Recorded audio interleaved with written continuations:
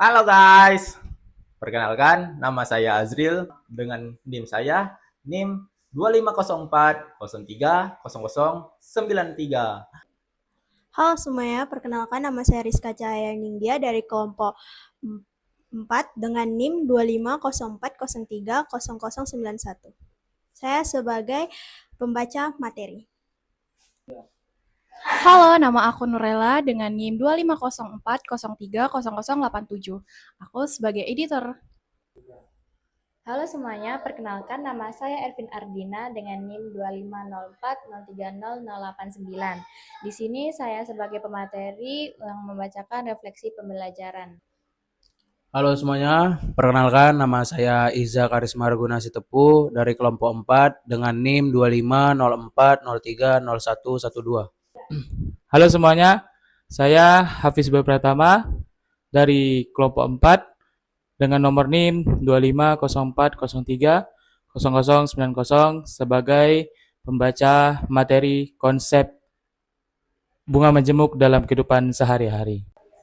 Halo teman-teman semua, perkenalkan nama saya Nadira Ayu Fiorenza, saya dari kelompok 4.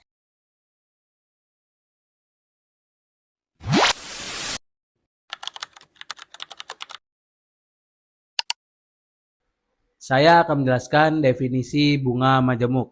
Bunga majemuk adalah bunga yang dihitung dari jumlah uang awal ditambah bunga yang sudah diperoleh sebelumnya. Berbeda dengan bunga tunggal yang hanya dihitung dari uang awal saja. Pada bunga majemuk, bunga akan terus bertambah dan ikut menghasilkan bunga lagi. Karena itulah bunga majemuk sering disebut bunga berbunga. Semakin lama uangnya disimpan, maka jumlah uang dan bunga yang didapat akan semakin besar, walaupun persentase bunganya yaitu sama. Terima kasih. Oke, selanjutnya kita masuk ke konsepnya, konsep dasar bunga majemuk. Konsep ini adalah konsep bunga yang berbunga.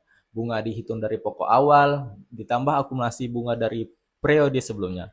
Bukan hanya dari model awal seperti bunga tunggal, sehingga membuat uang tumbuh lebih cepat secara eksponensial seiring waktu seperti efek bola salju. Ini berlaku untuk tabungan dan pinjaman, diterapkan di deposito, investasi, dan kredit.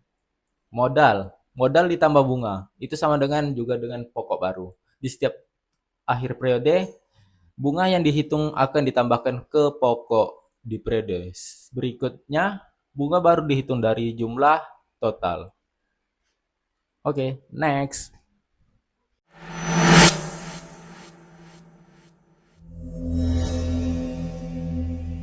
Dan saya di sini akan menjelaskan contoh soal dari materi yang sebelumnya sudah teman-teman saya jelaskan. Jadi, contoh soalnya itu adalah Amira menabung uang sebanyak Rp12.500.000 di suatu bank yang memberikan bunga majemuk sebanyak 6% per tahun. Lalu, berapakah uang Amira setelah ditabung selama 4 tahun? Jadi, untuk menghitung berapakah uang Amira selama 4 tahun itu, kita bisa menggunakan rumus yang ada di sini ya. Jadi, S ini mewakilkan uang dari masa depan yang untuk mencari berapakah uang 4 tahun ini. Lalu P ini adalah awal mula-mula di mana Amira menabung itu, yaitu Rp12.500.000. Lalu di sini ada 1 tambah R per 100 itu 1 ditambah R ini persenan dari bunga majemuk yang sudah ditentukan oleh banknya. Lalu N ini mewakilkan tahun. Jadi pertama-tama kita langsung masukkan aja angka-angkanya ini ke dalam rumus yang sudah saya taruh di sini.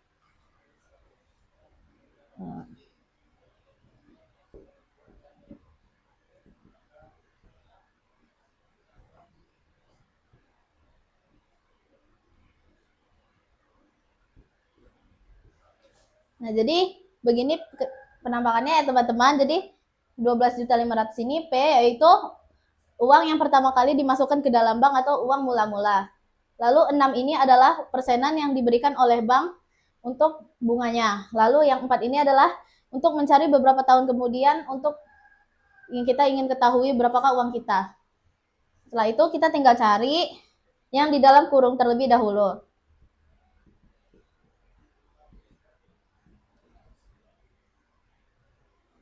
Jadi 6 per 100 itu adalah 0,06. Nah, setelah seperti ini, kita tambahkan saja 1 dengan 0,06-nya. Maka jadilah 1,06.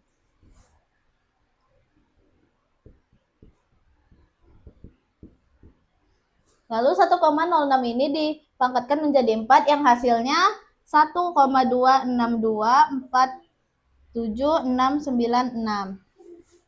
Nah, 1,26247696 ini dikalikan dengan Rp12.500.000 yang tadi. Maka mendapatkan hasil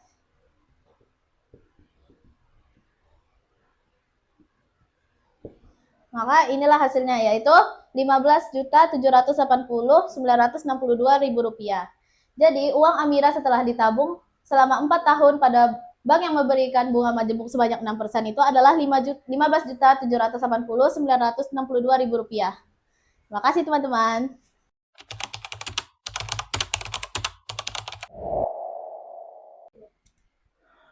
Oke teman-teman, jadi bunga majemuk itu dapat kita terapkan konsepnya dalam kehidupan kita sehari-hari. Yang pertama di saat kita menabung di bank. Nah, jadi tahu nggak sih teman-teman, saat kita menabung di bank, bunga yang akan kita dapatkan itu setiap bulannya akan ditambahkan ke saldo tabungan kita teman-teman. Jadi pada bulan berikutnya, bunga itu akan dihitung dari saldo yang sudah bertambah tersebut. Ya, jika tabungannya sudah dikeluarkan dalam waktu tertentu, maka bunganya akan bertambah dan juga saldonya akan bertambah juga teman-teman. Oke, yang kedua teman-teman, penerapannya dalam kehidupan sehari-hari kita itu di saat kita berinvestasi. Nah, tahu nggak sih teman-teman, di saat kita berinvestasi dalam suatu investasi tertentu, maka keuntungan yang kita peroleh biasanya itu tidak kita langsung ambil, tapi disimpan kembali. Nah, dari situlah ya bunga itu akan muncul teman-teman menjadi suatu keuntungan. Jadi keuntungan tersebut akan digabungkan dengan modal awal tadi. Oke, teman-teman, konsep yang ketiga yang dapat kita gunakan dalam kehidupan sehari-hari ialah di saat kita meminjam. Nah, yaitu teman-teman ketika kita kredit motor, kredit mobil maupun kredit yang lainnya, ya tentunya teman-teman di situ ada sistem bunga. Yang dimana sistem bunga majemuk tersebut diberlakukan ya untuk membebankan angsuran dengan bunga tinggi kepada para peminjamnya. Nah, disinilah keuntungan bagi para kreditur, yang dimana kreditur memperoleh keuntungan daripada bunga yang tinggi tersebut dari peminjamnya, teman-teman.